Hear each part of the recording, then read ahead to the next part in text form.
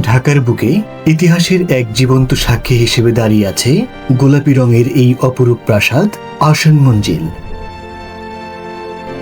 একসময় যা ছিল ঢাকার নবাবদের প্রশাসনিক ও রাজনৈতিক ক্ষমতার কেন্দ্রবিন্দু।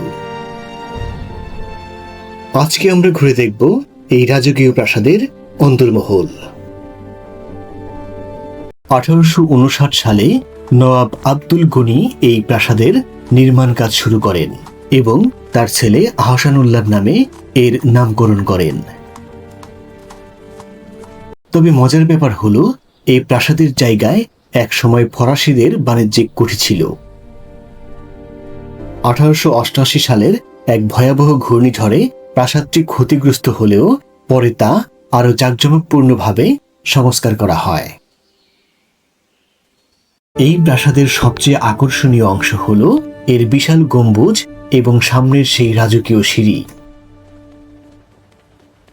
ভেতরে রয়েছে মোট 31টি কক্ষ।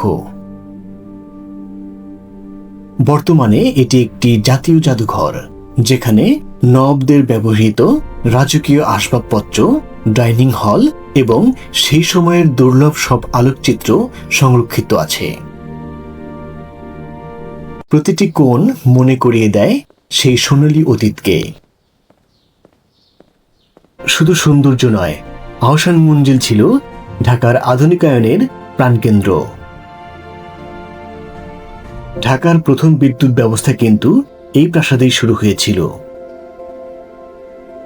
বুড়িগঙ্গার স্নিগ্ধ হাওয়া আর মুঘল ও ইউরোপীয় স্থাপত্যের মিশেল এই প্রাসাদটিকে বাংলাদেশের অন্যতম সেরা পর্যটন কেন্দ্রে পরিণত করেছে।